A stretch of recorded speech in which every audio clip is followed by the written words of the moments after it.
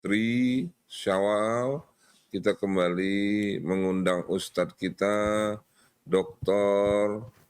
Ustadz Syafiq Riza Basalama, LCMA, untuk mengisi dan memberikan sedikit pengetahuan bagi kita apa sih fitri itu.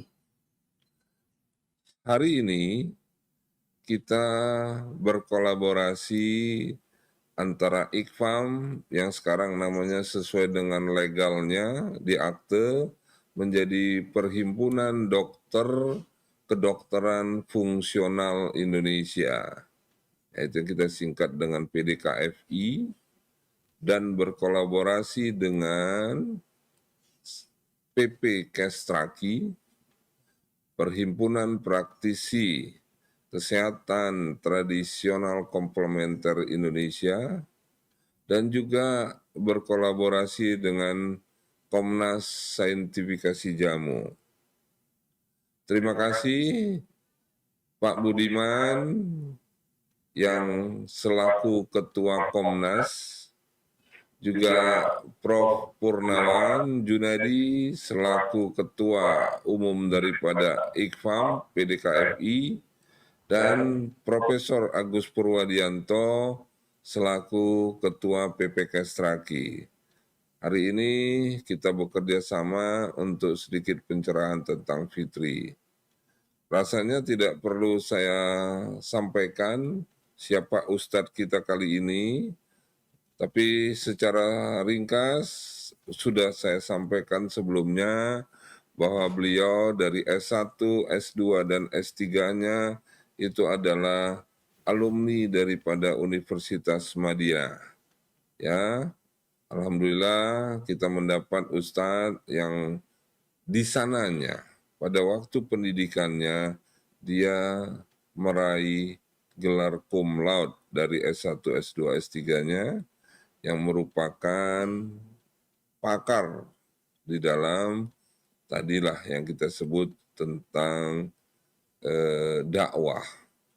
Jadi untuk mempersingkat waktu, saya persilakan Ustadz, tafadol Ustadz, jazakallah khair atas kediaannya. Mudah-mudahan ini bisa menjadi manfaat bagi kita. Tafadol Ustadz. Jazakumullah khairan. Assalamualaikum warahmatullahi wabarakatuh. Alhamdulillah, segala puji bagi Allah. Wassalatu wassalamu ala Rasulillah. Salawat dan salam semoga senantiasa tercurahkan untuk baginda Nabi kita Muhammad alaihi salatu wassalam, untuk keluarga beliau, untuk para sahabat beliau dan orang-orang yang mencintai beliau. Amma ba'd, subhanallah, ini adalah pertama kali Ana masuk ke studio kira-kira setelah libur. Nggak ada kajian sejak tanggal 21 Ramadan. Dan alhamdulillah, semoga kajian yang pertama ini menjadi kajian pembuka kebaikan untuk kita semuanya. Ahibati fillah, Ramadan telah berlalu. Suka duka yang kita rasakan di bulan Ramadan. Perjuangan, pengorbanan yang kita lakukan di bulan yang penuh dengan rahmat, yang penuh dengan pengampunan, yang penuh dengan pembebasan dari api neraka, itu telah kita lakukan. Namun ternyata tidak semua amalan diterima. Ada orang-orang yang beramal sepanjang hidupnya, ternyata sia-sia. Bahkan Allah Jalla Jalaluhu menyebutkan di surat Al-Ghashiyah, amilatun nasibah. Dia adalah orang yang beramal, yang bekerja, yang lelah. Tasla naran hamiyah. Masuk ke neraka yang panas. Na'udzubillah min dzalik. Ada orang yang sholat, juga masuk neraka. Allah mengatakan fawailul lil musallin. alladzina hum an salatihim sahun. Celaka buat orang-orang yang sholat. Mereka adalah orang-orang yang lalai. Sholat tapi lalai dengan ibadahnya. Alladzina hum yura'un. Sholat tapi riya. Tidak lillahi ta'ala.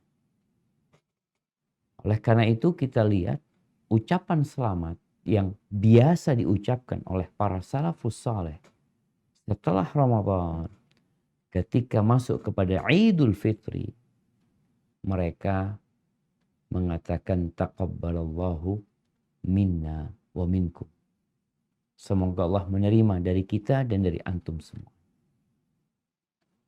Maka kajian ini sebagai kajian yang semoga menggugah hati kita untuk terus peduli. Apakah ibadah kita diterima oleh Allah Azza wa Jalla atau tidak. Atau jangan sampai kita hanya mendapatkan lapar dan haus. Mendapatkan kelelahan begadang di malam hari iktikaf di rumah Allah. Tapi tidak dapat apa. Bicara fitri. Apa sih artinya Idul Fitri? Kita perlu memahami beberapa istilah agama agar tidak salah kaprah.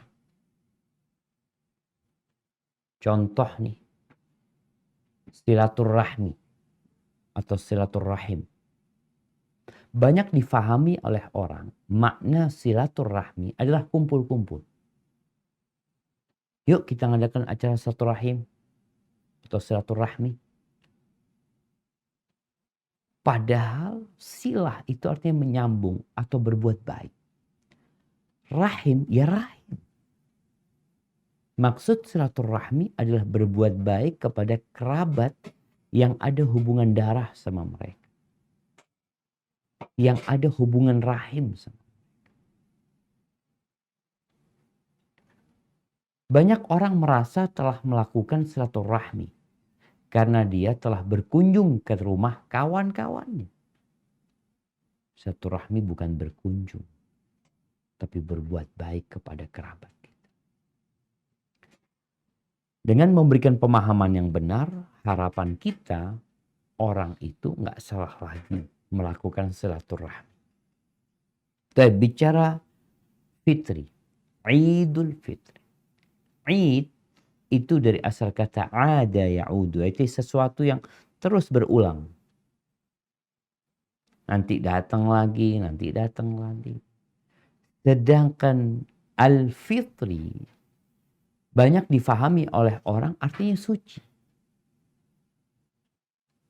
Padahal ya sebentar lagi kita akan fahami. Apa makna Idul Fitri? Ada dua kata yang sering mungkin bercampur. Yang pertama kata fitrah. Fitrah. Yang kedua kata fitri. Dua kata ini berbeda. Kalau bicara fitrah, kita dapat melihat di dalam Al-Quranul Karim di surat Ar-Rum ayat 30. Apa kata Allah Azza wa Jalla? Nah, silahkan dibaca. Surat Ar-Rum ayat 30.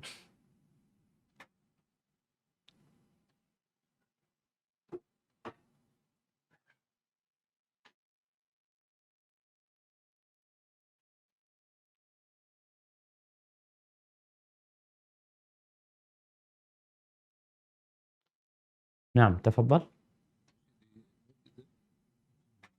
Masih di mute kan? Enggak. Masih di mute. Iya.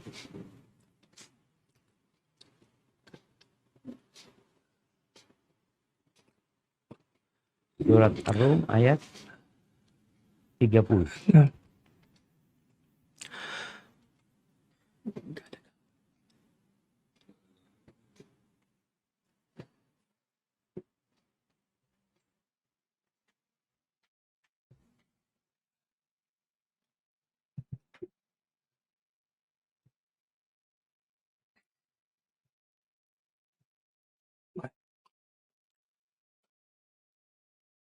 أعوذ بالله من الشيطان الرجيم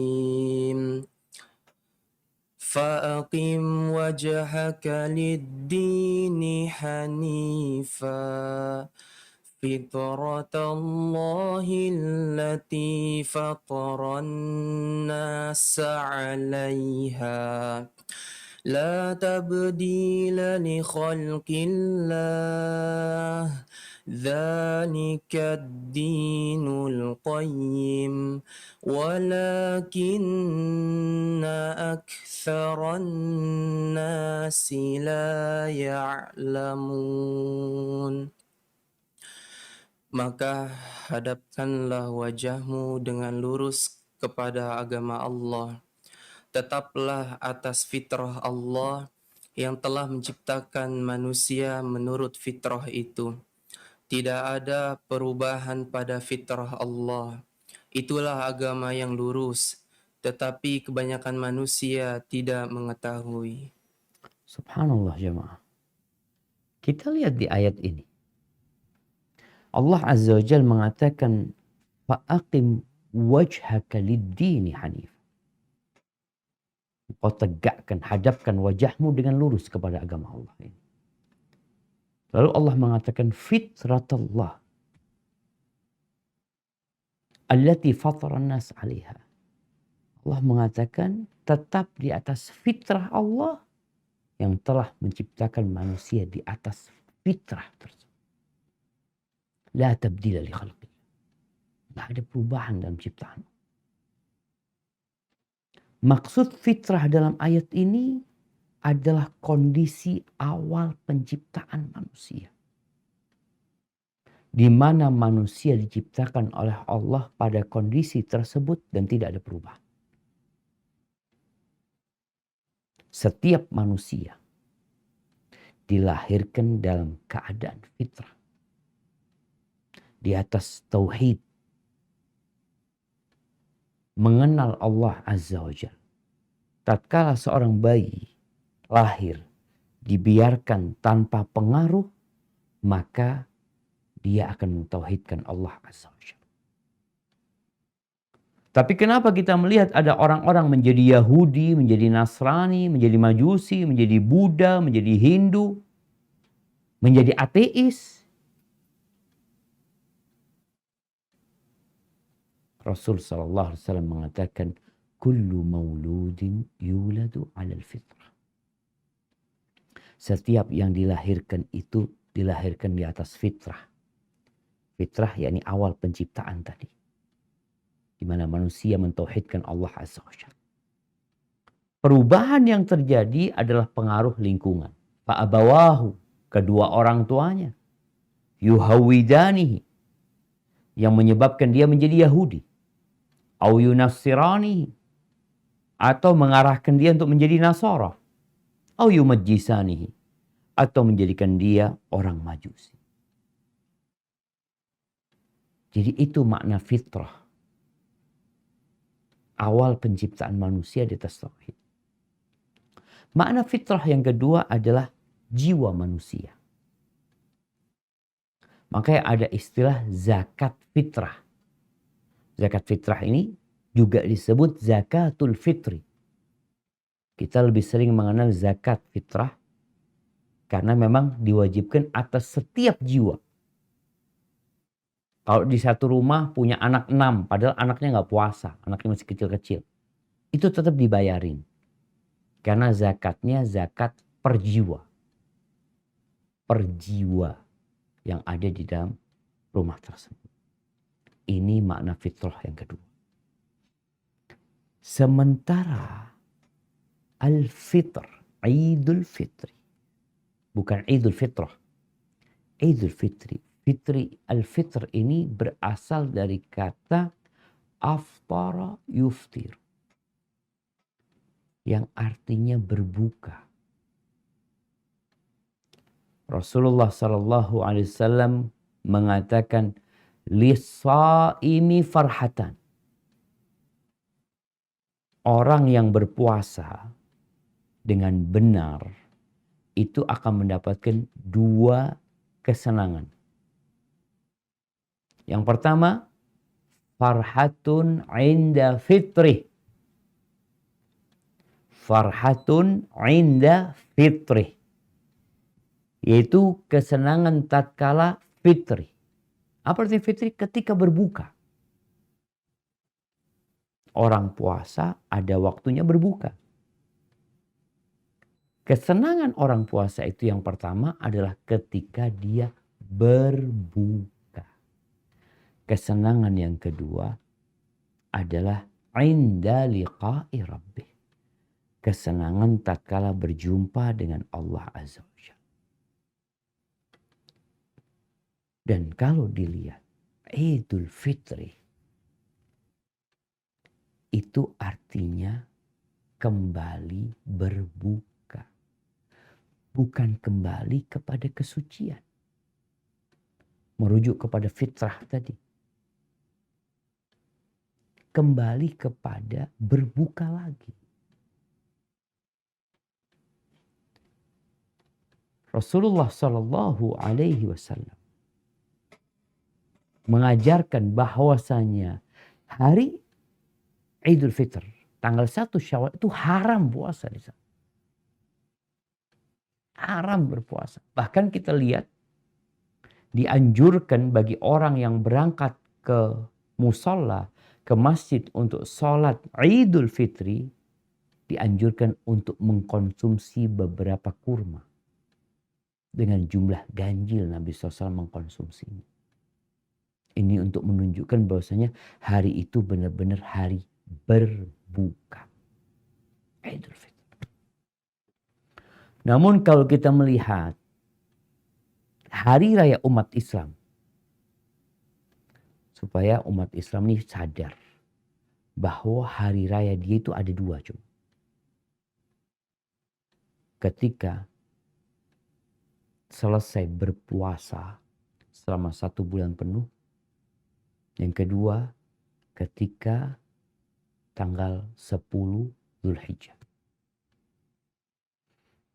Hari raya umat Islam itu hari bertakbir. Allahu Akbar, Allahu Akbar. La ilaha illallah, wallahu akbar. Allahu Akbar walillahil hamd. Hari raya umat Islam itu, Id umat Islam. Itu adalah hari sholat. Makanya mau Idul Fitri, mau Idul Adha. Idul Adha artinya kembali berkurban. Gitu. Dua-duanya ada sholat Id. Dua-duanya ada takbir. Dua-duanya ada nasihat, ada khutbah yang disampaikan. Bukan sekedar pakai baju baru. Bukan sekedar makanan yang disuguhkan. Kue-kue yang dibuat. Lah. Hari raya umat Islam itu hari untuk berbagi. Di bulan Ramadan ada zakat fitri yang memang dibagikan sebelum berangkat ke masjid. Di Idul Adha ada daging kurban yang dibagikan. Bahkan Rasul SAW ketika Idul Fitr, beliau berceramah, menyampaikan kepada kaum laki-laki. Lalu beliau datang ke shaf para wanita. Memberikan nasihat kepada mereka secara khusus. Bersama Nabi ada Bilal bin Rabah radhiyallahu anhu. Nabi mengatakan kepada wanita-wanita itu, tasaddaqna fa inni ra'aitukunna aktsara ahli. Sesungguhnya aku melihat kebanyakan kalian itu berada di neraka. Akhirnya para Bilal itu menghamparkan bajunya. Para wanita melemparkan perhiasan-perhiasan mereka. Ada yang melemparkan antingnya. Ada yang mungkin cincinnya. Ada yang mungkin gelang. Kemudian ahibati fillah.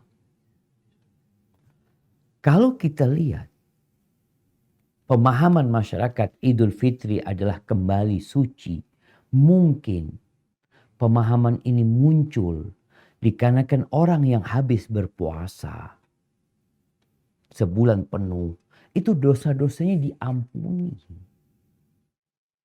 Sehingga dia seperti nggak punya dosa. Bukankah Rasul Shallallahu Alaihi Wasallam yang mengatakan, "Man shoma Ramadhana imanan wahtisaban." Barang siapa yang berpuasa di bulan Ramadan karena beriman, bukan karena ikut-ikutan, tapi benar-benar didasarkan keimanan dia kepada Allah, dia tahu bahwasanya puasa Ramadan adalah rukun Islam yang harus dia lakukan. Imanan. Itu dorongan dia berpuasa. Wahtisaban, dan karena dia berharap pahala dari Allah Subhanahu wa taala, maka akan diampuni dosa-dosanya yang lalu. Namun memang tidak ada penjelasan dia akan seperti bayi yang baru lahir. Akan tapi mungkin ada yang memahami, ya karena diampuni kan seperti bayi yang baru lahir, Ustaz, jadi kembali bersih. Jadi disebutkan Idul Fitr. Fitri itu kembali kepada fitrah dia, yaitu kepada tauhid, kepada pengesaan Allah Azza wa Jalla dalam ibadahnya, nggak punya dosa. Kalau haji, betul. Nabi SAW mengatakan, "Man hajja falam yarfuth walam yafsuq raja'a ka yaumi waladathu ummu." Barang siapa yang melakukan ibadah haji, lalu dalam pelaksanaan hajinya dia tidak berbuat dosa, tidak berucap kata-kata yang kotor, maka dia pulang seperti bayi yang baru lahir. Maksudnya bayi yang baru lahir sebenarnya bukan fitrah sih. Maksudnya adalah bayi itu nggak bawa dosa gitu. Semoga kita dapat memahami tentang makna fitri di sini. Jadi sebenarnya makna yang lebih tepat Idul Fitri adalah kembali berbuka. Beliau alaihissalatu wassalam juga mengatakan, "Al-fitru yauma yuftirun nas." Hari berbuka adalah ketika orang-orang pada berbuka. Hari puasa ketika orang-orang sedang berpuasa. Ahibati fillah. Tapi bagaimana kita menjaga diri kita? Kalau bicara, alhamdulillah, kita benar-benar telah berjuang di bulan Ramadan. Kita menempa diri kita. Kita menjaga nafsu kita. Kita membersihkan hati kita. Sehingga kita melewati bulan itu dan sampai ke Idul Fitr. Apa yang harus kita lakukan ketika kita kembali berbuka? Kemarin jangan ditanya. Masjid penuh. Semangat kita datang ke masjid, Allahu Akbar. Bagaimana kita membaca Al-Quranul Karim? Semangat kita. Bagaimana kita mampu untuk bangun sebelum subuh. Sekarang mungkin adzan subuh kita bangun lagi. Tapi kemarin enggak usah. Sebelum subuh kita. Sekarang yang perlu kita lakukan adalah melanjutkan semua nilai Ramadan. Amalan bulan Ramadan. Jamaah rahimakumullah. Kalau ada orang diet ketat dia, Masya Allah. Dia berusaha untuk menjaga kondisi tubuhnya dengan mengatur pola makan dia. Pola makannya diatur. Yang kedua, tidurnya juga diatur. Olahraganya juga dijadwalkan. Sebulan penuh turun tuh bobotnya. Anggap turun 20 kilo. Kalau setelah sebulan penuh dia tidak menjaga pola makannya, dia tidak kembali berolahraga, apakah hasil perjuangan dia sebulan itu akan dia rasakan? Nggak akan. Akan kembali seperti dulu lagi, bahkan lebih parah. Ada cerita orang-orang yang Masya Allah ketika diet turun 5 kilo, berhenti diet naik 15 kilo. Apa gunanya kau turun 10 kilo kalau akhirnya naik 15 kilo? Maka bagi orang-orang yang merasa muslim, yang kemarin dia berpuasa atas perintah Allah, ya ayyuhalladzina amanu kutiba alaikumus siyam kama kutiba alal ladzina min qablikum la'allakum tattaqun, agar kalian bertakwa kepada Allah Azza wa Jalla, diwajibkan puasa itu. Kalau sudah sampai tingkat takwa, dijaga. Mungkin kita nggak bisa seperti bulan Ramadan. Nggak bisa lagi saat ana sholat malam 23 rakaat atau 11 rakaat. Aduh berat saat ana mau puasa sebulan penuh kayak Ramadan. Iya, puasanya memang nggak sebulan penuh. Ada puasa 6 hari di bulan Syawal. Yang perlu dijaga. Yang kata Rasulullah Sallallahu Alaihi Wasallam, man shoma Ramadan, barang siapa yang berpuasa di bulan Ramadan, thumma atba'ahu sittan min Syawal, kemudian diikuti dengan berpuasa 6 hari di bulan Syawal, dia seakan-akan berpuasa faka'annama shamat dahr. Dia berpuasa sebulan penuh. Allah kasih keringanan. Kemarin sebulan, Syawal nggak sebulan. Berapa? 6 hari. Tapi kalau yang punya utang, utangnya dilunasin dulu. Baru engkau mau mulai puasa 6 hari di bulan Syawal. Subhanallah. Seorang muslim dalam kondisi yang sudah berlatih di bulan Ramadan. Di saat pintu neraka ditutup, pintu surga dibuka, setan-setan dibelenggu. Di bulan Syawal, setannya dilepas. Ana benar-benar merasakan bagaimana saat setan-setan itu dilepas. Bagaimana saat, na'udzubillah ya, pintu neraka dibuka kembali. Godaan-godaan yang mengajak untuk masuk neraka begitu kuatnya. Nafsu yang kemarin kita tundukkan di hari raya yang memang gak boleh puasa gitu. Itu karena kalah kelepasan. Sedangkan muslim beribadah kepada Allah bukan hanya di bulan Ramadan. Ramadan itu latihan yang insya Allah cukup untuk 11 bulan. Jadi hasil latihan di bulan Ramadan cukup untuk 11 bulan. Tapi tetap di tengah-tengah itu ada aja Allah bikin musim-musim kebaikan. Seperti Syawal ada puasa 6 hari di bulan Syawal. Hibati fillah. Ana ingin mengajak antum semuanya, kalau kita bicara fitri tadi, kita kembali berbuka untuk merenungkan firman Allah Azza wa Jalla di surat Al-Ma'arij. Ayat 19 sampai ayat 35. Karena orang bertakwa itu bukan musiman. Orang bertakwa itu sampai mati bertakwa. Wa'bud rabbaka hatta ya'tiyakal. Beribadah kepada Allah sampai kematian itu tiba. Orang bertakwa itu bukan hanya kalau ada orang dia bertakwa. Tidak ada orang dia berdurhaka. Tidak. Karena orang bertakwa bukan orang-orang munafikin. Yang menampakkan sesuatu apa yang tidak dia sembunyikan. Nah. Silakan dibaca. Nah.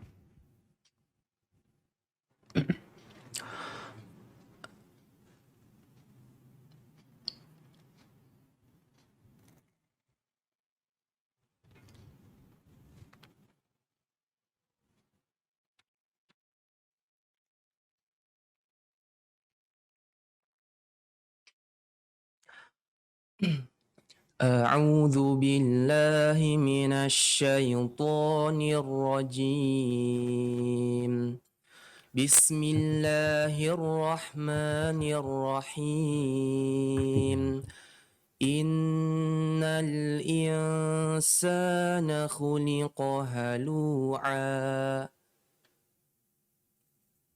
Sesungguhnya manusia diciptakan bersifat keluh kesah lagi kikir.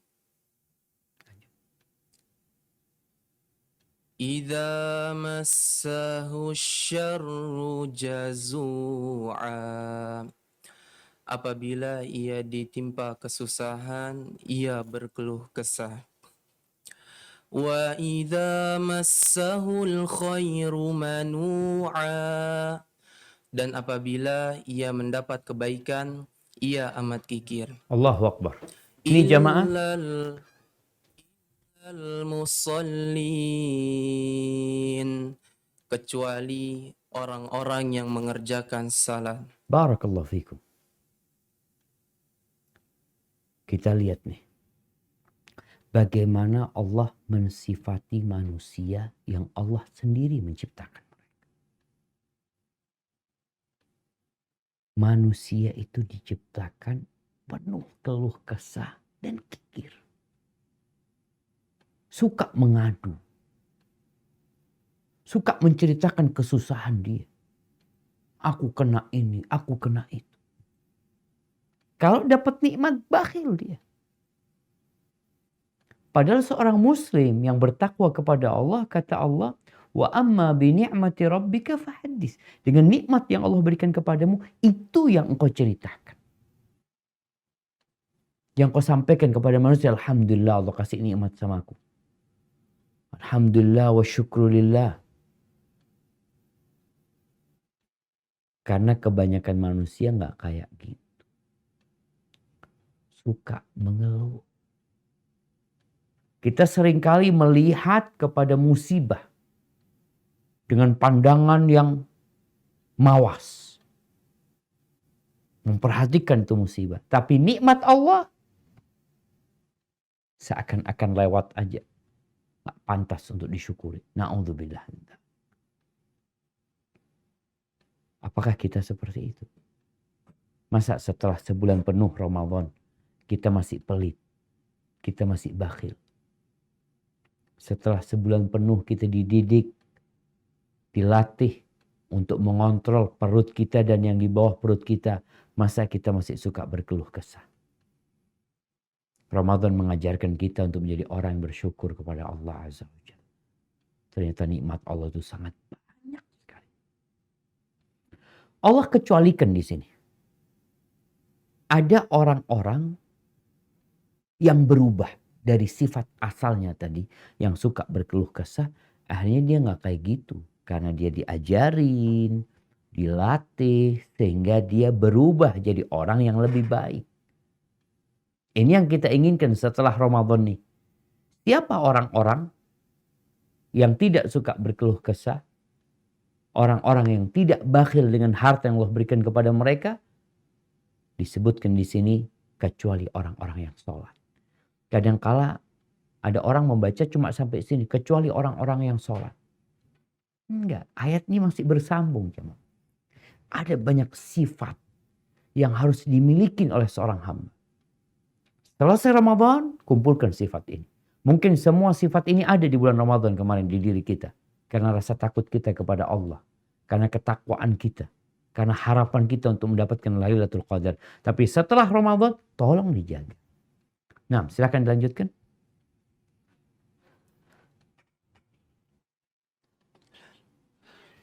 Alladzina hum ala salatihim daimun.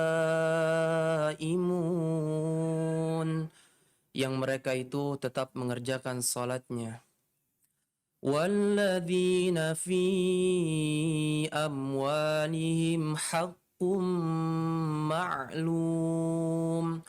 Dan orang-orang yang dalam hartanya tersedia bagian tertentu. Lis-sa'ili wal mahrum. Bagi orang miskin yang meminta dan orang yang tidak mempunyai apa-apa yang tidak mau meminta. Walladzina yusaddiquna biyaumiddin. Dan orang-orang yang mempercayai hari pembalasan.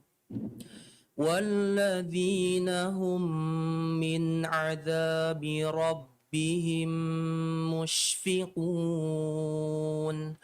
Dan orang-orang yang takut terhadap azab Tuhannya, inna azaba rabbihim ghairu ma'mun. Karena sesungguhnya azab Tuhan mereka tidak dapat orang merasa aman dari kedatangannya. Walladzina hum li furujihim hafizun. Dan orang-orang yang memelihara kemaluannya, illa ala azwajihim aw ma malakat aymanuhum fa innahum ghairu malumin. Kecuali terhadap istri-istri mereka atau budak-budak yang mereka miliki, maka sesungguhnya mereka dalam hal ini tiada tercela. فَمَنِ ابْتَغَى وَرَاءَ ذَلِكَ فَأُولَئِكَ هُمُ الْعَادُونَ. Barang siapa mencari yang di balik itu, maka mereka itulah orang-orang yang melampaui batas. وَالَّذِينَ هُمْ لِأَمَانَاتِهِمْ وَعَهْدِهِمْ رَاعُونَ. Dan orang-orang yang memelihara amanat-amanat yang dipikulnya dan janjinya. Walladzina hum bisyahadatihim qaimun. Dan orang-orang yang memberikan kesaksiannya. Walladzina hum ala salatihim yuhafizun. Dan orang-orang yang memelihara salatnya, ulaika fi jannatin mukramun. Mereka itu kekal di surga lagi dimuliakan. Barakallahu fikum. Nah, ahibati fillah. Orang-orang yang memiliki sifat-sifat yang disebutkan tadi itu terkecualikan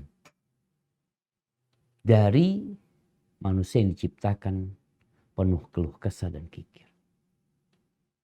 Kenapa? Mereka kalau dikasih nikmat oleh Allah Azza wa Jal, mereka akan bersyukur. Kalau mereka dikasih musibah, dikasih bencana, mereka bersabar dan berharap pahala. Sifat yang pertama adalah mereka orang-orang yang senantiasa sholat. Senantiasa sholat. Bukan cuma di bulan Ramadan dia sholat. Bukan orang yang sholatnya bolong-bolong. Bukan orang yang sholatnya asal-asalan. Enggak. Dia adalah orang yang rajin sholat. Seorang laki-laki, bagaimana dia menyempurnakan sholatnya dengan datang ke rumah Allah tatkala adzan dikumandang. Bagaimana dia menyempurnakan wudhunya, khusyuk dalam sholat. Ini sifat yang pertama. Yang berkaitan dengan hubungan hamba dengan Sang Pencipta. Dan kita tahu pada hari kiamat nanti, yang pertama akan dihisap itu sholat. Kalau sholatnya benar, insya Allah yang lainnya benar. Sholat ini kunci. Maka inilah yang disebutkan pertama kali dalam ayat ini. Dan sholat adalah rukun Islam yang kedua yang merupakan amaliyah hamba setelah keyakinan dan syahadat yang dia ucapkan. Mu'ad bin Jabal tatkala dikirim ke Yaman radhiyallahu anhu oleh Nabi alaihi salatu wassalam. Nabi berpesan, awal yang engkau sampaikan kepada mereka adalah mengajak mereka untuk mentauhidkan Allah Jalla Jalaluh. Fa inhum ajabuka lidzalik. Kalau mereka merespon dengan positif, mereka mengikuti apa yang kau ajakkan kepada mereka, fa'alimhum. Sampaikan kepada mereka. bahwa Allah mewajibkan khamsa sholawat. Salat 5 waktu. Itu setelah tauhid. Jadi seorang muslim jangan berpikir yang penting muslim itu baik, nggak ganggu orang lain. Iya. Tapi ada rukun-rukun Islam yang harus dipenuhi. Salat. Kalau salatnya nggak benar, yang lainnya jadi pencitraan. Menakutkan sekali. Yang lainnya pura-pura engkau nanti jadi. Na'udzubillah min dzalik. Semoga Allah memberikan hidayah kepada kita. Tapi sifat yang kedua, mereka adalah orang-orang yang suka berbagi dengan harta. Dia bekerja siang, malam, pagi sampai sore. Dia capek. Tapi dia tahu tatkala dia mendapatkan itu harta, dia tahu harta ini pemberian Allah Azza wa Jalla dan Allah telah membuat aturan. Di hartanya ada hak orang lain. Sehingga dia tidak diperbudak dengan hartanya. Idul Fitr Masya Allah, kita lihat orang bagi-bagi duit ya. Bagi-bagi zakat, Ramadan penuh Masya Allah. Ya karena memang orang yang beriman itu tahu.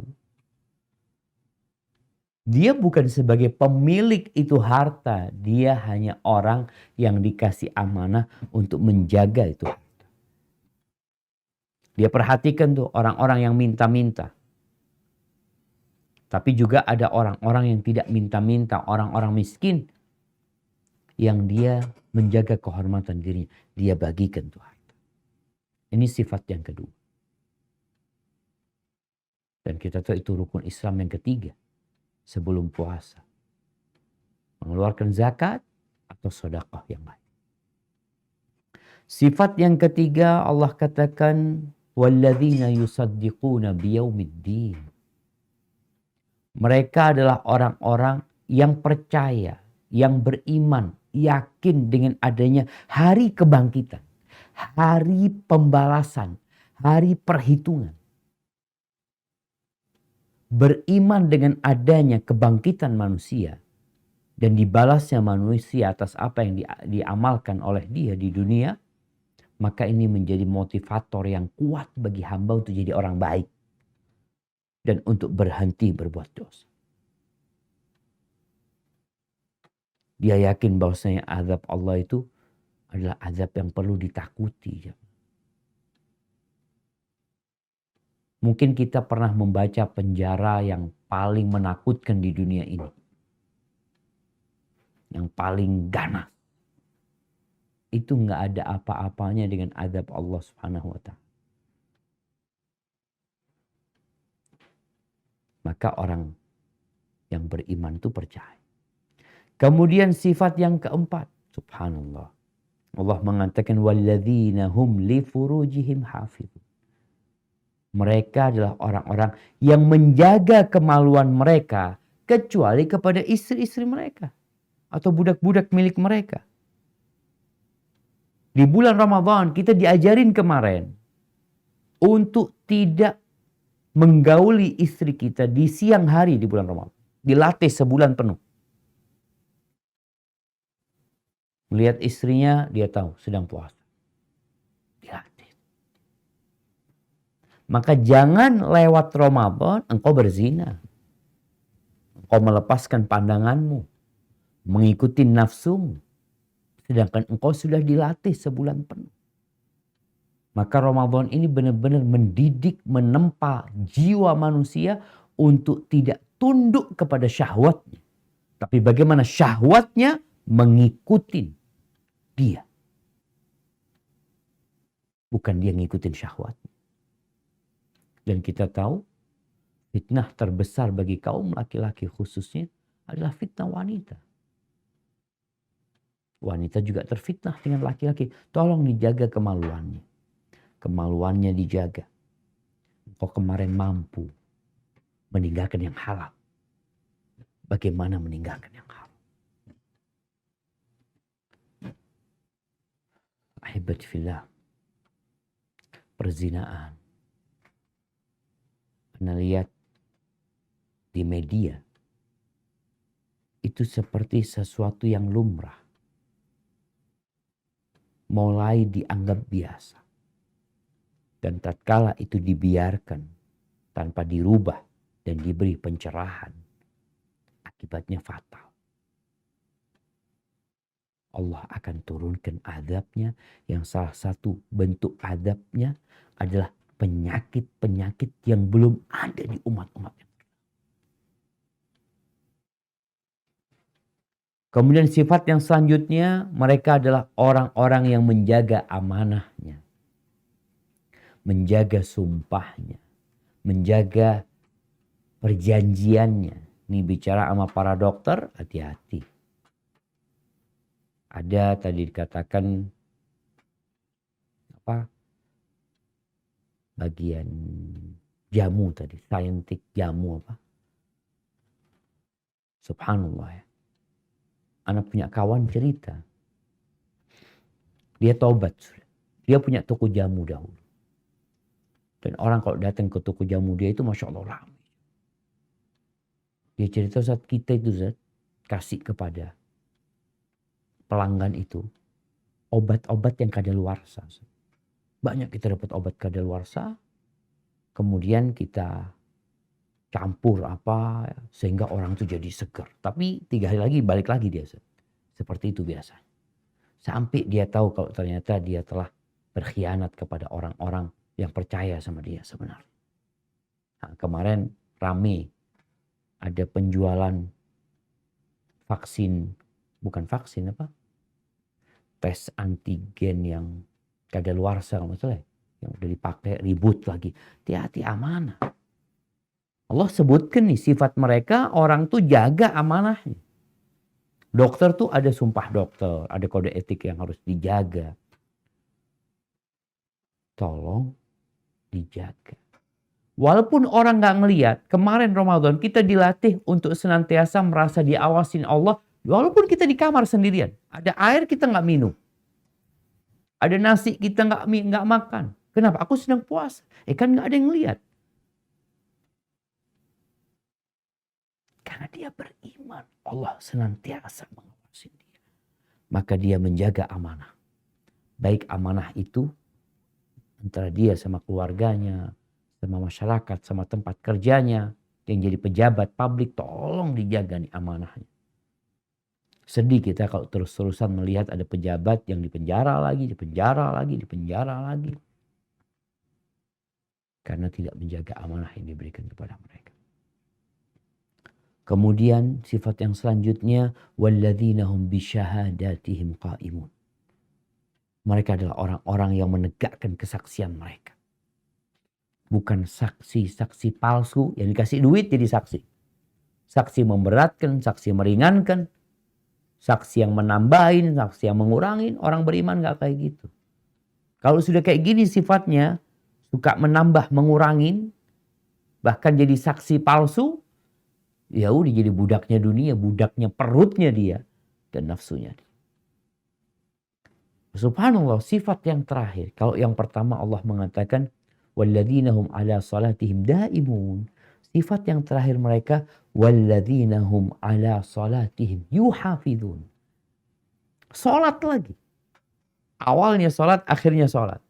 Karena memang kedua ibadah ini yang menjaga, seakan-akan kalau engkau mulai salat, tutup dengan salat.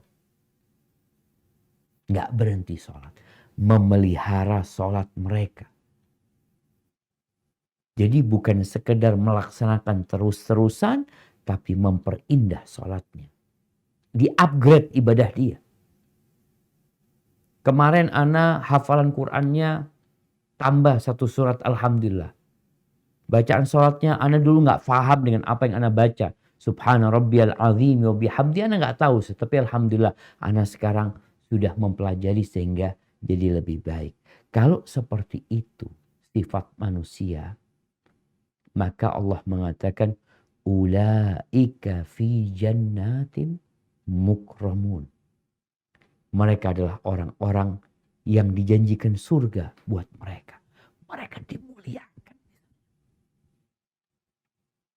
Jangan cari kehormatan di dunia, kemuliaan dunia, di akhirat dihinakan kita nantinya. Tapi carilah kemuliaan yang sebenarnya yaitu kemuliaan di akhirat nanti.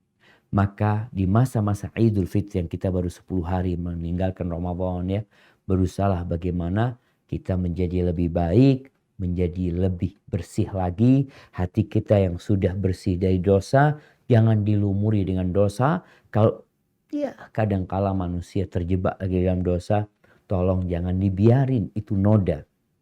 Karena noda kalau kelamaan dibiarin, biasanya susah untuk dihilangkan. Orang tuh kalau makan gulai, kemudian ada kuah yang nempel di bajunya. Kalau dia cuci langsung, itu hilang.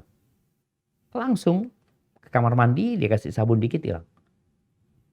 Tapi kalau dia biarin, kadang-kala tuh noda nggak bisa hilang.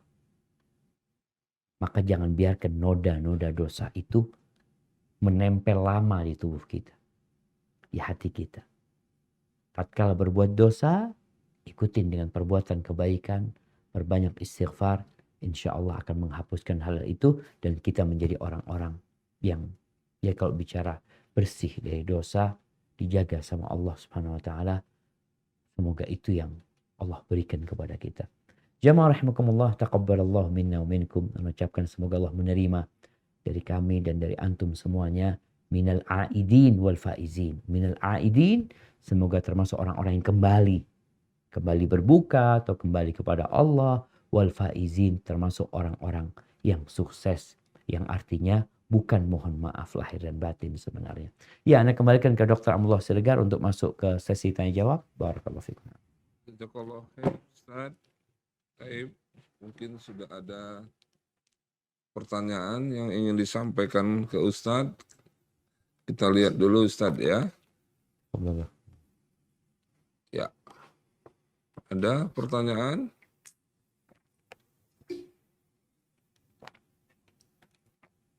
Nggak ada pertanyaan sampai saat ini? Atau yang mau langsung raise hand? Silakan. Ada yang raise hand? Iya, kayaknya udah ada yang raise hand itu, Dok. Ya. Silakan coba.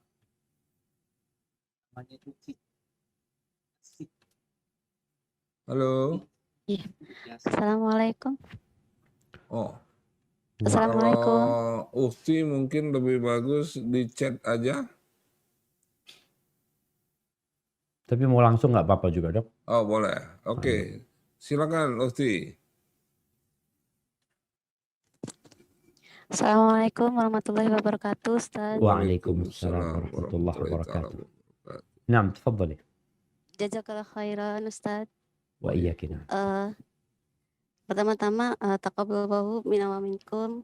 Mohon maaf lahir batin untuk semua tim dan Ustaz. Wa iyyakina. Sebenarnya pertanyaannya gini, Ustaz. Maaf kalau di luar tema.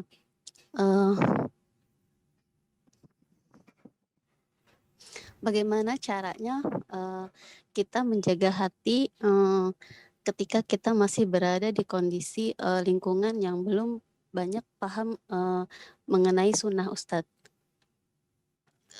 Misalkan di lingkungan tetangga yang ternyata masih, kalau misalkan saya keluar itu masih banyak gibah ya Ustadz. Tapi kalau misalkan saya di dalam rumah saja, saya juga kurang dibilang kurang bergaul atau kurang mendapatkan informasi tentang tetangga terdekat gitu Ustaz. Mohon nasihatnya Ustaz. Jazakallah khairan. Assalamualaikum warahmatullahi wabarakatuh. Waalaikumsalam warahmatullahi wabarakatuh. Nah, ahibati fillah. Ya. Ini menjadi pertanyaan yang menarik ya, bagaimana sikap kita di tengah-tengah masyarakat yang mungkin masih jauh dari sunnah. Rasulullah Shallallahu Alaihi Wasallam mengatakan akan datang satu masa yang penuh dengan kesabaran. Artinya menjalankan agama sesuai dengan yang dijalankan oleh Nabi Alaihissalam bersama para sahabatnya itu perlu kesabaran ekstra. Bahkan Nabi Alaihissalam mengatakan kal qabidi 'alal jamr. Seperti orang yang memegang bara api. seperti orang yang memegang. Yang tentunya sakit. Kadangkala kita nggak tahan, kita lepas. Orang yang menjalankan agama seperti yang dijalankan para sahabat Nabi pada masa-masa yang penuh dengan fitnah, itu akan mendapatkan pahala 50 orang dari para sahabat. Sampai para sahabat heran dengan besarnya pahala yang diberikan. Mereka sempat bertanya, awaminhum ya Rasulullah, mungkin yang dimaksud 50 orang dari mereka. Jadi kalau masa sekarang 50 orang dari orang sekarang nih. Kata Nabi SAW, minkum, dari kalian. Kenapa? Karena para sahabat Nabi ketika Islam sudah kokoh pada waktu itu, mereka punya banyak pendukung. Semuanya menjalankan sunnah. Semuanya mengikuti perintah dan aturan. Sehingga tidak berat ya. Kita kalau berada di lingkungan orang-orang taat nggak berat kita menjalankan agama. Tapi di tengah lingkungan orang-orang yang jauh dari agama. Kita menjalankan agama di sana, kita malah dibully. Kita dimaki. Bahkan mungkin kita diusir dari tempat mereka. Maka apa yang harus dilakukan seorang muslim? Kalau lingkungannya nggak mendukung dia. Lingkungannya masih penuh dengan riba, hasad. Kadangkala ada namimah juga di sana. Maka seorang muslim yang baik itu akan mengikuti aturan. Allah Azza wa Jal menyuruh nabinya. Kalau lagi kumpul sama orang-orang musyrikin, mendakwain mereka, ngobrol sama mereka. Tahu-tahu mereka obrolannya nggak benar. Apa kata Allah Azza wa Jal? Fala taq'ud ma'ahum. Jangan duduk sama mereka. Hatta yakhudu fi haditsil ghair. Sampai obrolan mereka berubah. Kalau tetap masalah dosa yang diobrolkan, kita tinggalkan. Kalau ukhti tadi berkata, obrolan yang terjadi di tetangga-tetangga itu riba, ana rasa nggak selalu riba. Kadangkala obrolannya positif, baik. Dan kita seharusnya menjadi lentera ketika kita hadir, bagaimana mereka berubah obrolannya karena fulana nggak mau kalau ngobrolin orang lain. Kita duduk di sana, ngobrol sama mereka. Kemudian kalau memang obrolan mereka dosa, ya kita kasih nasihat. Ustaz, anak kalau ngasih nasihat dibenci sama mereka, Ustaz. Ini itu macam-macam lah. Dia, Nabi SAW mengatakan, alladhi yukhalitun nas wa yasbir ala adahum khairun minalladhi la yukhalitun nas wa la yasbir ala adahum. Orang yang bersosial dengan masyarakat, yang bergaul dengan masyarakat, dan dia bersabar disakiti sama mereka, itu lebih baik daripada yang nggak mau bergaul dan nggak sabar kok disakiti sama mereka. Maka anti berusaha.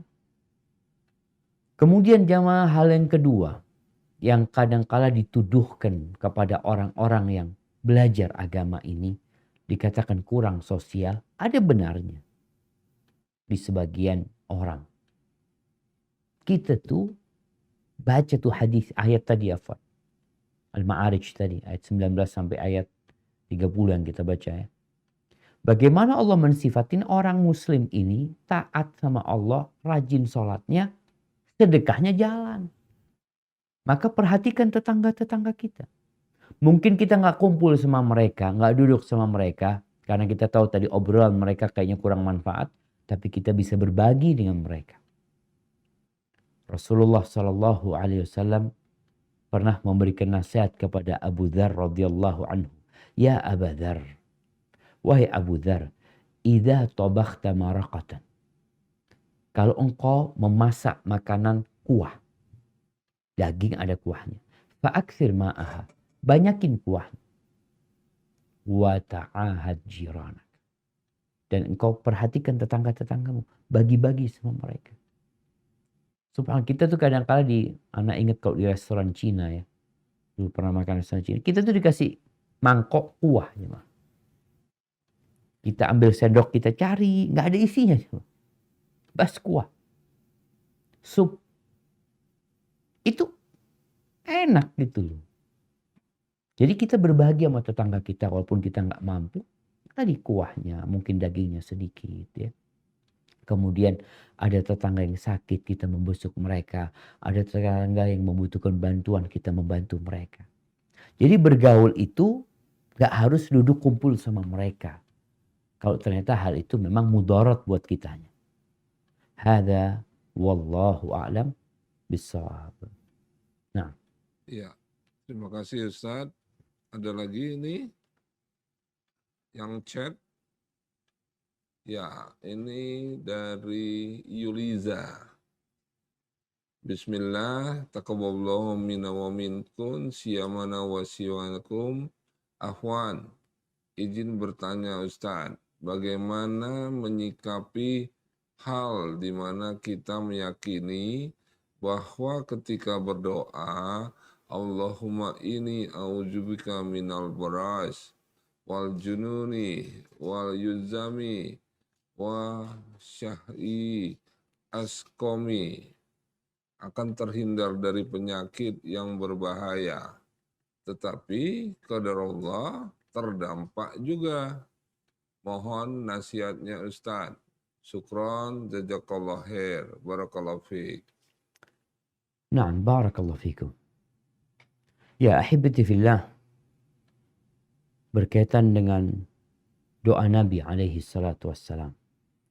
Semua doa sebenarnya bukan hanya doa yang ditanyakan. Kita minta sesuatu atau kita berlindung dari sesuatu, kok ternyata apa yang kita takutkan menimpa kita. Gimana Ustaz? Bukankah Allah Azza wa Jal yang berjanji mengatakan ud'uni astajib lakum. Berdoalah, mintalah kepada aku, niscaya aku kabulkan. Kok ana sudah minta sama Allah, yang ana pinta nggak dikasih, yang ana berlindung kepada Allah, malah ana kena bencana. Baik, tadi hadis yang disebutkan doa Nabi SAW mengatakan Allahumma inni a'udzubika minal baras. Ya Allah, aku berlindung kepadamu dari penyakit baros. Penyakit baros itu penyakit yang kulitnya itu berubah jadi putih. Berlindung dari itu. Yang kedua, wa'udzubika minal junun. Aku berlindung kepadamu dari junun, kegilaan, hilangnya akal. Yang ketiga, wal judam. Berlindung dari judam. Judam ini kusta mungkin ya. Yang rontok, rambutnya rontok, kadangkala dagingnya juga rontok. Di seninya rontok. Wasayil asqam, dan dari penyakit-penyakit yang buruk, yang menjijikan. Yang ya kita nggak suka. Di antara penyakit yang buruk mungkin sekarang ini seperti, ini kalau pertanyaan dari perempuan tadi, ada penyakit yang sangat ditakutkan perempuan yang namanya kanker. Dan laki-laki pun takut ya. Mungkin laki-laki lebih takut dengan penyakit jantung. Dengan kanker.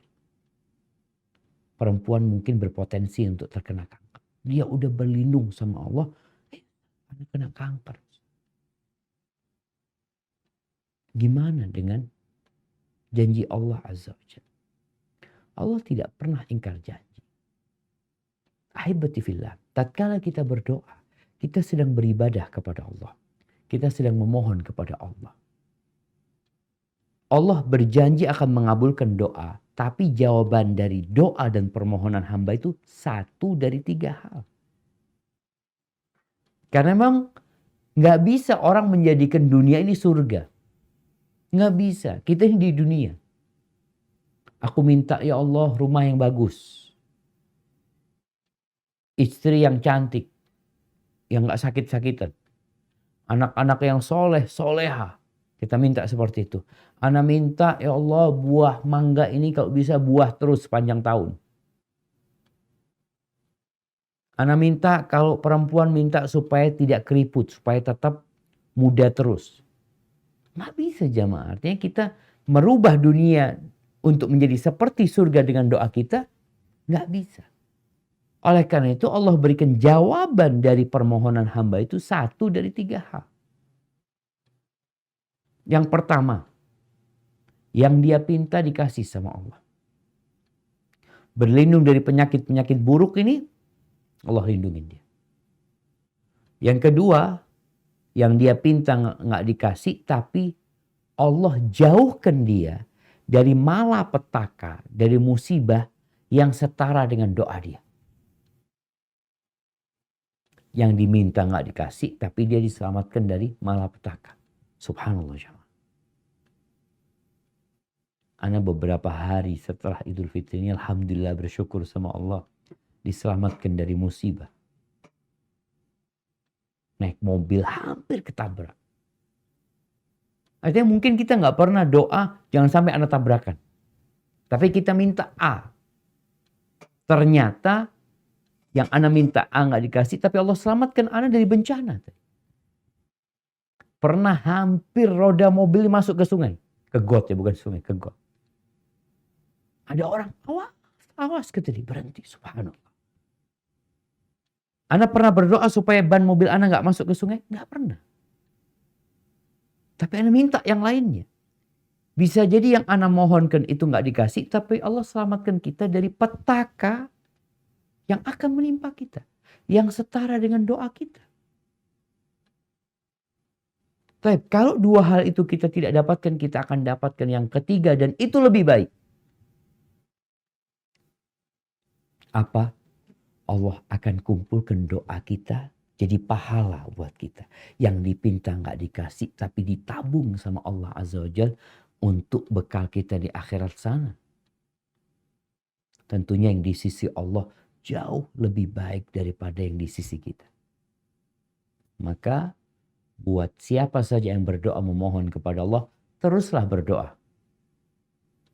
Minta sama Allah Azza wa Jalla dengan penuh keyakinan bahwa tidak ada ruginya berdoa memohon kepada Allah. Yakin Allah akan mengabulkan apa yang kita pinta. Hada wallahu a'lam bissawab.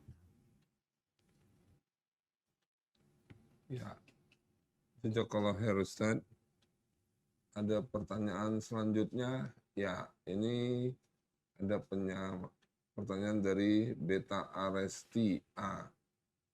Assalamualaikum warahmatullahi wabarakatuh. Pertama teruntuk Ustadz adalah yang dimaksud dengan penyakit ain dan bagaimana cara mengobatinya dan menghindarinya. Pertanyaan kedua, teruntuk dokter selaku moderator, bagaimana pandangan dokter medis, syukron Ustadz dan dokter. Tafadhol Ustadz. Masya Allah. Naam jamaah, bicara penyakit ain. Ain ini artinya adalah pandangan mata. Biasanya pandangan mata yang ada unsur hasad di dalam hati orang yang memandang. Di mana Rasulullah Shallallahu Alaihi Wasallam beliau mengatakan wal ainu haq, dan ain itu artinya sebuah penyakit yang lewat pandangan mata yang penuh dengan hasad biasanya. Itu benar. Orang-orang musyrikin Allah mengatakan tentang mereka, wa in kadu la yuzliqunaka. Mereka hampir saja memplesetkanmu dengan pandangan. Maka beliau mengatakan wal ainu haq. Ain itu ada benar. Maka apa yang harus kita lakukan? Tiap hari. setiap selesai sholat 5 waktu. Kita tuh diperintahkan untuk berdoa. Dengan membaca Qul a'udzu birabbil falaq.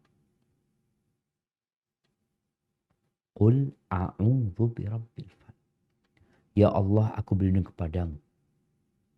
Rabbnya subuh.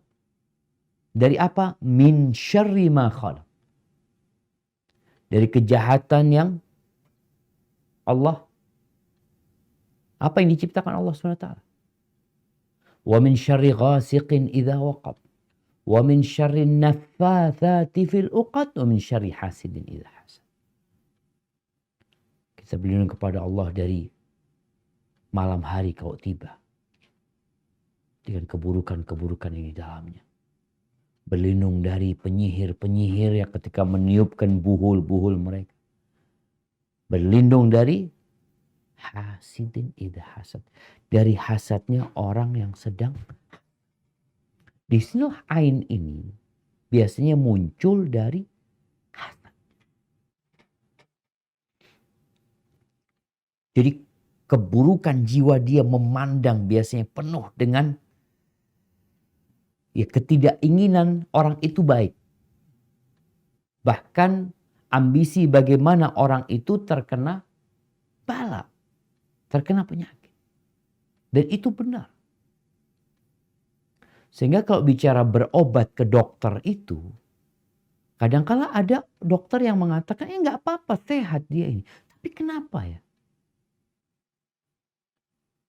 Bisa jadi karena ain. Ada penyakit-penyakit yang mungkin secara medis diperiksa ini itu nggak ketemu gitu. Hadza wallahu a'lam bishawab. Makanya Nabi SAW senantiasa tadi membaca Qul a'udzu birabbil falaq, ya, surat Al-Falaq di pagi hari, habis subuh, zuhur, asar, maghrib, isya. Mau tidur pun baca. Karena keberadaan orang-orang jahat itu, jiwa-jiwa yang buruk, yang menginginkan keburukan buat kita itu ada. Hadza wallahu a'lam bishawab. Mungkin dokter bisa memberikan penjelasan. Jazakumullah khair, Dok. Fadhal. Disampaikan Ustadz tadi sudah jelas, tapi di dalam ilmu kedokteran kita ada mengatakan teori psiko-neuro-endokrino-imunologi. Jadi itu semuanya berpulang kepada psikis kita yang akan mempengaruhi syaraf kita, mempengaruhi hormonal kita, dan juga sistem kekebalan tubuh kita. Jadi kalau tadi Ustadz bilang itu ceritanya berhubungan dengan hasad, ya tinggal psikisnya tadi. Untuk dikuatkan kembali, biasanya kalau saya kepada pasien begitu, saya suruh aja diperkuat zikir pagi dan petangnya. Insya Allah mungkin itu bisa membantu. Mungkin itu yang bisa saya jawab. Dokter ketemu nggak sama penyakit-penyakit yang mungkin secara medis nggak ketemu penyakitnya dia, Dok? Banyak sih, Ustaz. Banyak. Jadi zaman sekarang ini lagi, ya banyak lah.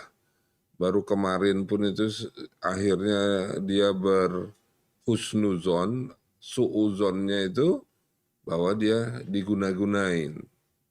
Jadi saya bilang husnuzon saja, supaya jangan itu masuk sebagai penyakit ain tadi. Jadi ya udah, saya selalu bilang santuy sajalah, EGP, nggak usah tapi perkuat zikirnya. Mungkin begitu, Ustaz. Masya Allah, Masya Allah. Siap, Dok. Barakallahu fikum. Nah. Wah, ya. Ada lagi? Ya, ini dari Evi Rosnawati. Bismillah, barakallahu fiik Ustadz. Semoga Ustadz dan semua tim selalu dijaga dan dilindungi Allah. Ustadz, ana mohon penjelasan, dalam bulan Ramadan semua setan dibelenggu.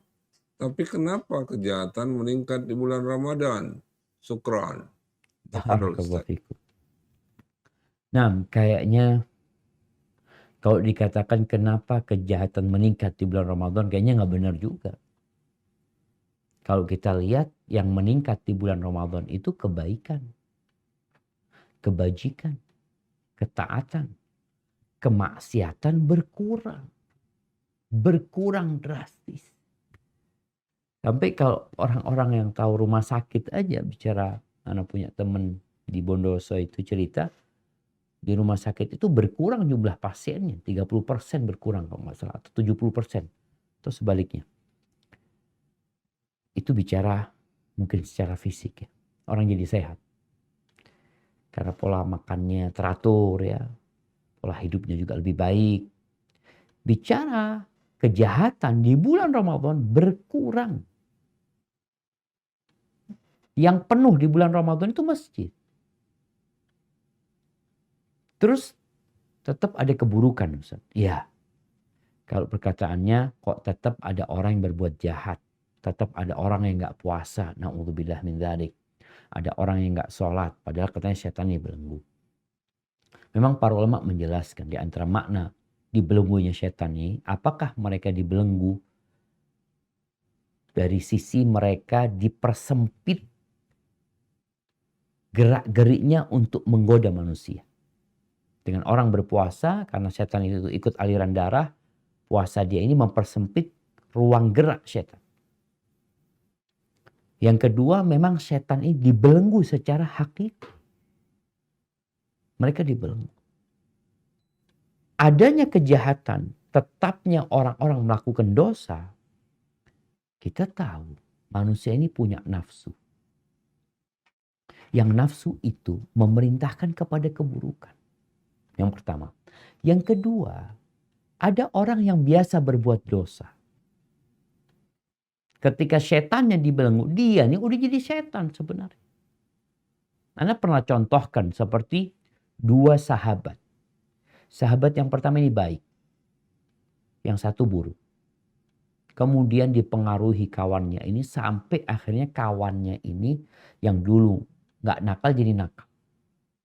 Yang dulu nggak minum khamr jadi minum khamr. Yang dulu nggak sabu-sabu jadi sabu-sabu. Subhanallah, akhirnya A sama B. B ini yang dipengaruhi sama A. Si A di penjara.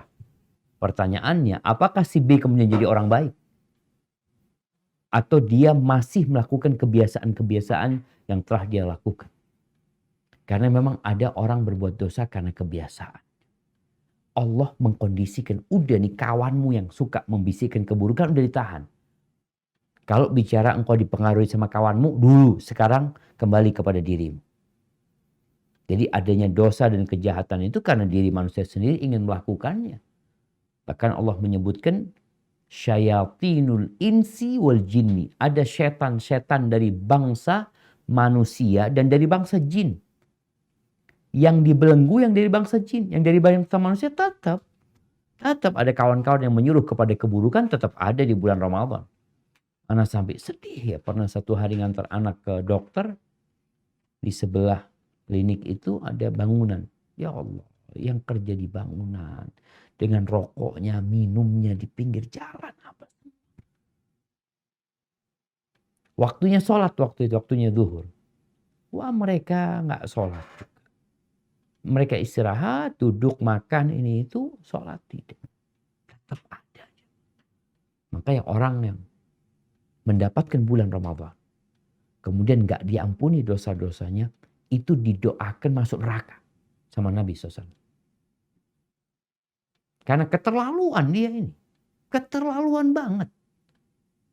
Dikasih musim kebaikan, dikondisikan setannya dibelenggu, pintu neraka ditutup, pintu surga dibuka, penyeru kepada kebaikan terus. Ada satu malam yang lebih baik dari 1000 bulan, tapi dia nggak sama sekali tidak tertarik untuk mencarinya. Makanya didoakan orang yang dapat bulan Ramadan, kemudian tidak diampuni dosa-dosanya, semoga dijauhkan sudah orang itu. Syaqi, jadi orang yang sengsara hidupnya. Hadza wallahu a'lam bishawab.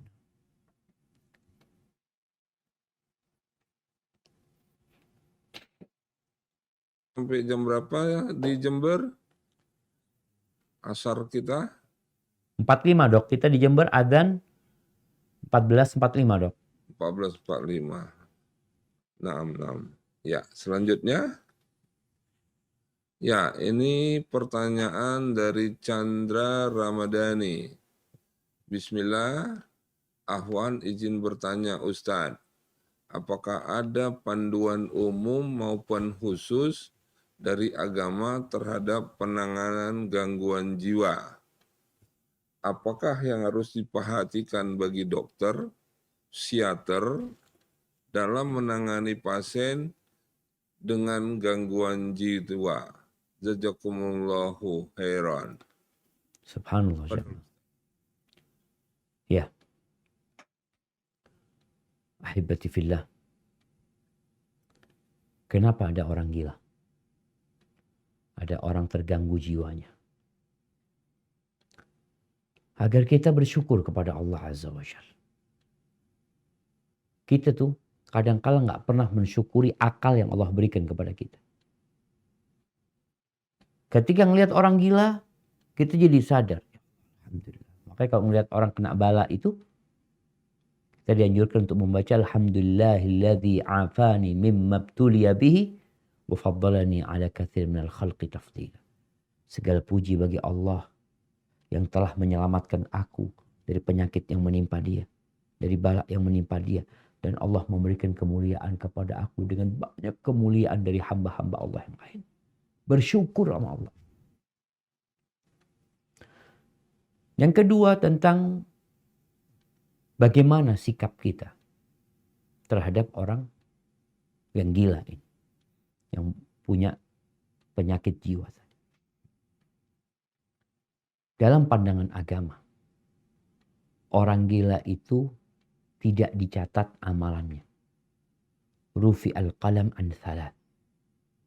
Kata Nabi SAW, penanya malaikat yang mencatat amalan hamba itu diangkat dari 3 orang. Dari bayi sampai dia balik. Dari orang tidur sampai dia terjaga. Wa anil majnun hatta yafiq. Dari orang gila sampai dia itu sadar. Jadi pandangan agama orang gila ini gak dosa. Tapi kalau orang gila melakukan sebuah tindakan mungkar, maka perlu dilarang. Melihat orang gila mau ngelemparin batu rumahnya orang, nggak boleh. Bagaimana kita cegah? Walaupun dia nggak dosa, tapi dia merusak. Dan ngelihat orang gila nggak berpakaian jalan, dosa nggak dia? Nggak dosa dia. Tapi tugas kita bagaimana menutupin aurat dia. Jangan dibiarin. Kalau dia membuat kemungkaran, bagaimana ditahan. Makanya kadang-kadang orang gila itu ditaruh di tempat tertentu. Bukan karena kita jahat sama dia. Ada orang tua yang kadang-kadang nggak terima gimana anak-anak ditaruh di tempat rumah sakit jiwa umpamanya. Itu salah satu bentuk bagaimana menyelamatkan dia supaya tidak mengganggu orang lain. Yang ketiga, bicara tentang pengobatan orang gila. Kalau secara agama tetap ada namanya ruqyah. Gila itu, mungkin nanti dokter Amrullah bisa jelasin ya.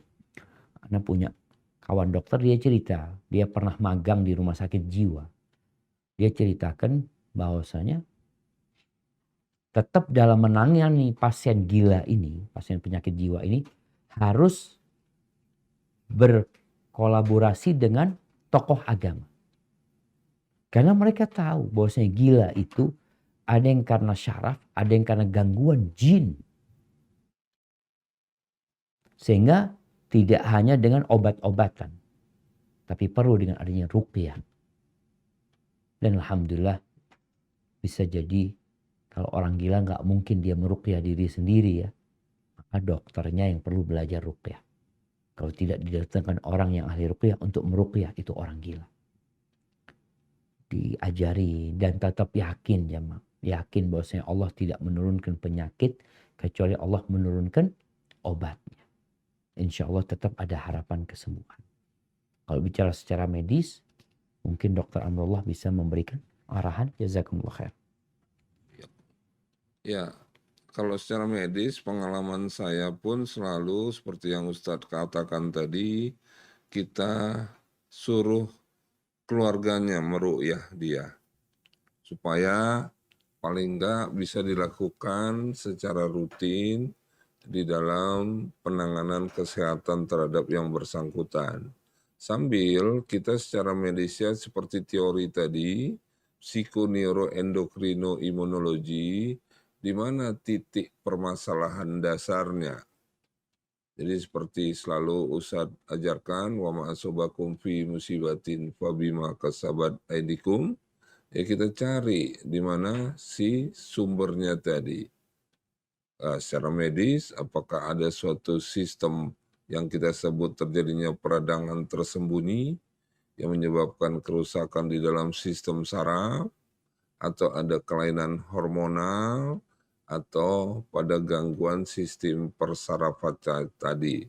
Jadi mungkin secara medis itu yang bisa kita lakukan, tapi tetap saya pribadi menganjurkan untuk tadi meruqyah juga. Saya sangat setuju dengan itu.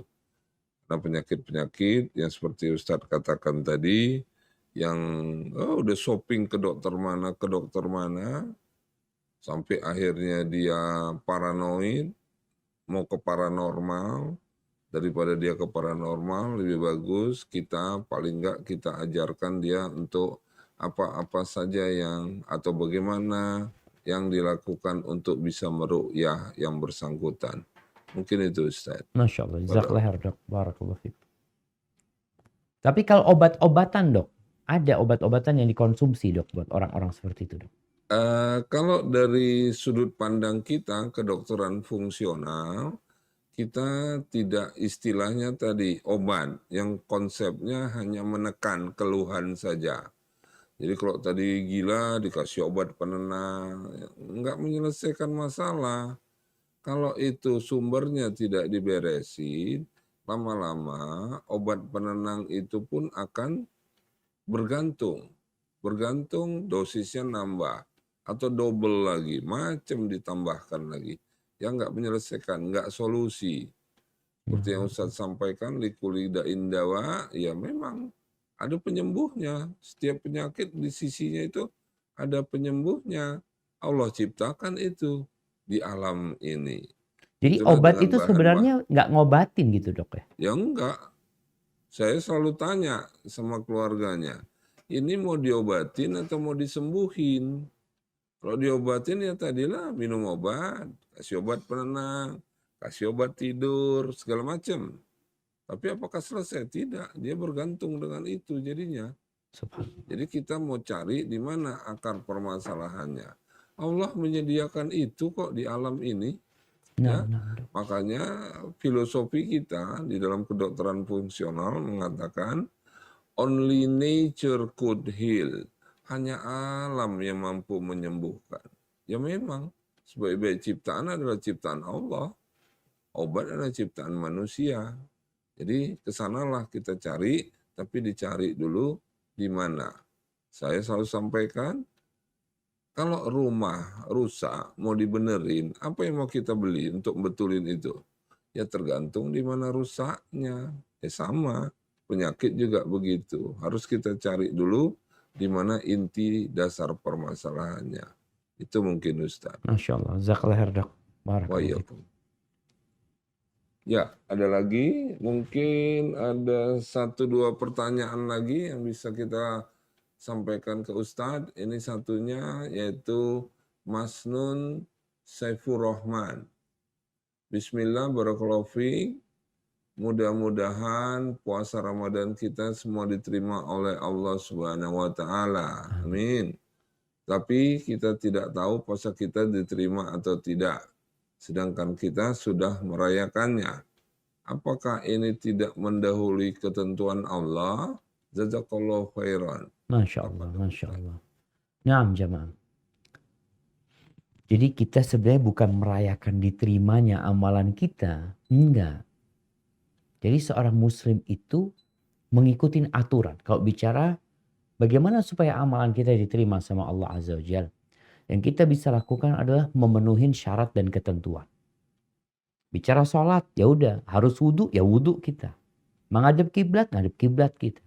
Takbir, takbir kita. Puasa juga kayak gitu. Syaratnya niat, kita berniat. Kemudian jaga sejak fajar terbit sampai matahari terbenam, menjaga semua pembatal-pembatal puasa. Menjaga semua yang mengurangi pahala kita. Setelah itu berdoa. Maka muslim itu ibadahnya harap-harap cemas. Kalau dikatakan bagaimana kita merayakan? Kita merayakan karena sebulan udah bisa puasa. Allah kasih taufik sama kita. Allah kasih petunjuk sama kita, sebulan penuh kita bisa berpuasa. Oleh karena itu kalau disebut Idul Fitri, kembali berbuka tadi. Kalau nggak puasa, nggak ada Idul Fitri buat engkau. Nggak ada. Gimana kau mengatakan, ana besok lebaran Idul Fitri. Engkau nggak puasa. Maka Idul Fitri itu sebenarnya kembali berbuka. Itu yang kita rayakan, di mana Allah telah memberikan karunia-Nya kepada kita untuk bisa beribadah sebulan penuh, berpuasa di bulan Ramadan. Setelah itu kita diperkenalkan untuk berbuka kembali, kita bersyukur kepada Allah Azza wa Jalla. Adapun diterima atau tidak amalan kita, di sini tugas kita berdoa memohon kepada Allah SWT. Kalau ada kekurangan, kita bertobat, kita beristighfar. Kalau memang alhamdulillah baik amalan kita, ya kita berdoa memohon kepada Allah supaya diterima amalan kita. Karena ahibati fillah, kalau orang dari lahir sampai mati beribadah kepada Allah, kelak pada hari kiamat dia akan melihat amalan dia, ternyata sedikit amalan kita. Masih sedikit. Bagaimana dengan ibadahnya yang masih kurang-kurang? Sekali lagi kita lihat yang terjadi di Idul Fitri ini adalah ya kita bergembira, kemudian kita saling mendoakan taqabbalallahu minna wa minkum. Dan Nabi SAW juga pernah menjelaskan ketika yang namanya Idul Fitri kan banyak kegiatan-kegiatan yang bersenang-senang di situ. Nabi mengatakan, lita'lamal yahud anna fi dinina fusha. Agar orang-orang Yahudi tahu, karena di Madinah beliau bertetanggaan dengan orang Yahudi SAW. Maka beliau mengatakan agar orang-orang Yahudi tahu bahwa di agama kita ini ada waktu istirahat, ada waktu bersenang-senang, ada waktu santai gitu loh. Tapi setelah itu lanjut ibadah lagi. Jadi kita beribadahnya sampai mati. Hanya saja di momen-momen yang memang kita diperintahkan untuk ya bersenang-senang, kita bersenang-senang tanpa berbuat dosa kepada Allah. Hadza wallahu a'lam bissawab. Kalau Ustaz, ya ini mungkin ada dua. Inilah yang menjadi pertanyaan terakhir kita. Pertama, tidak mencantumkan nama.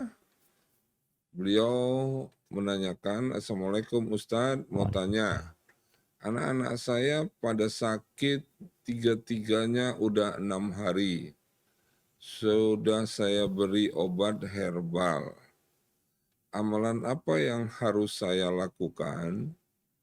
Hati-hati, hati saya khawatir sekali melihat anak-anak kecil saya. Mohon nasihatnya. Nah, subhanallah jamaah. Iya. Allah Azza wa Jalla meletakkan rahmat ya di diri orang tua.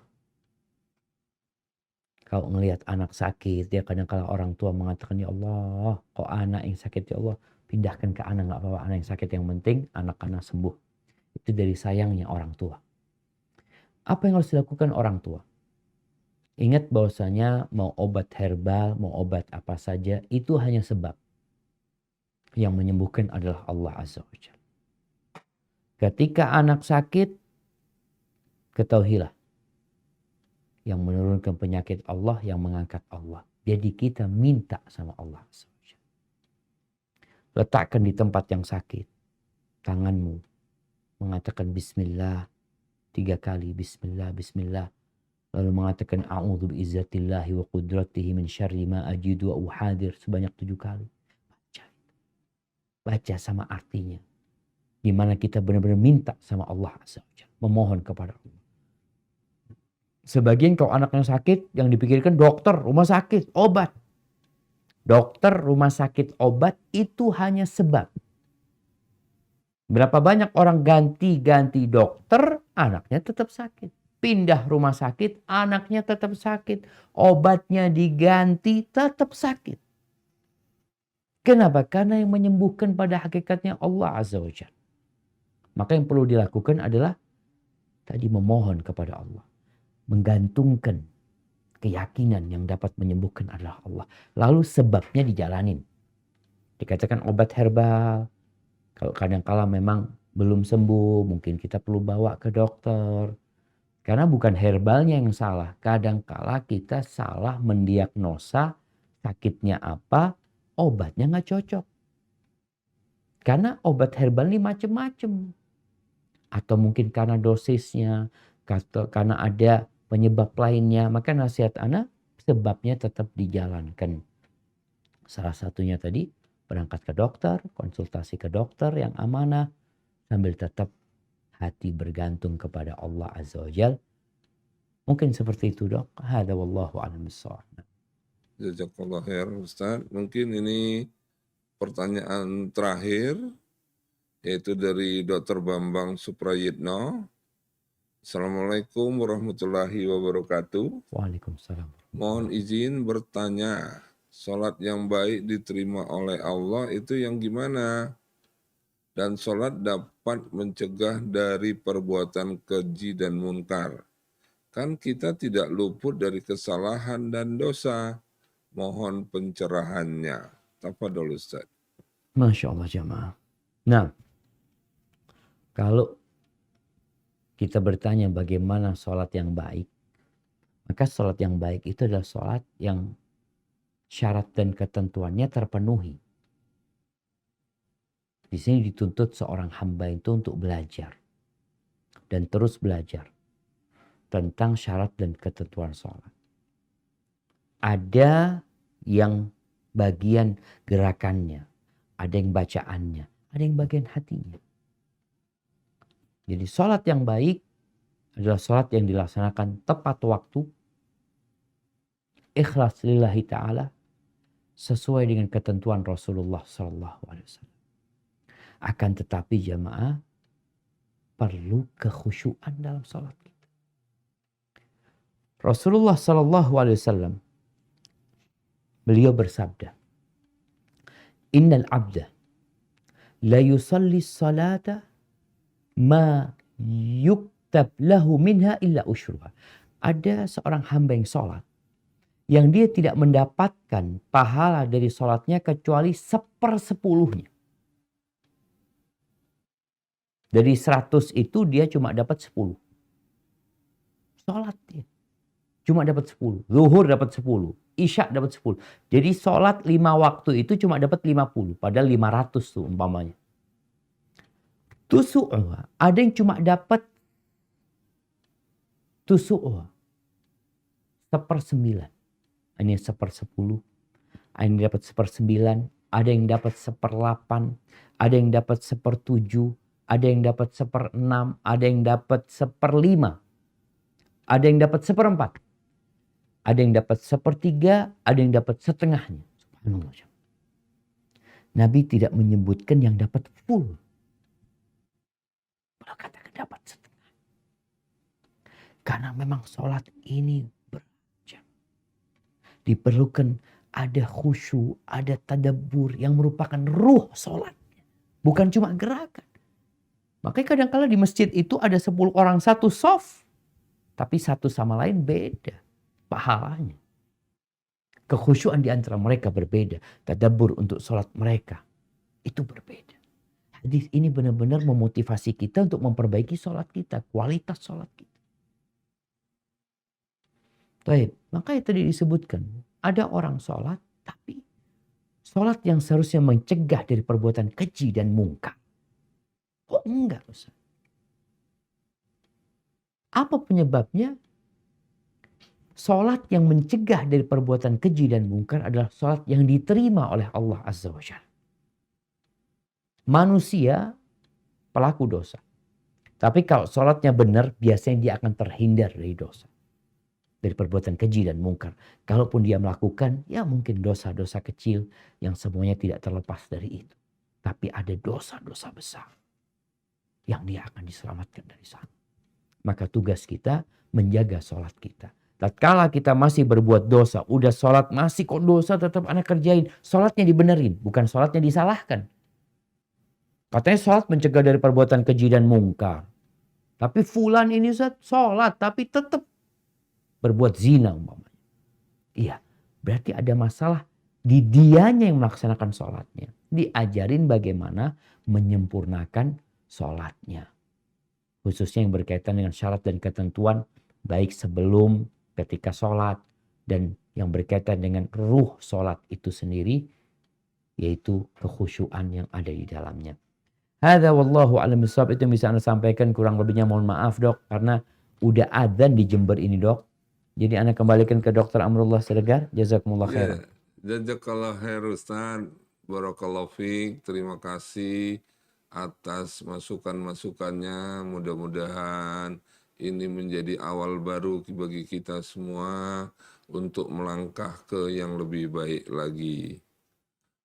Terakhir, ingin saya titipkan sedikit, mari kita sama-sama berdoa untuk saudara-saudara kita yang ada di Palestina.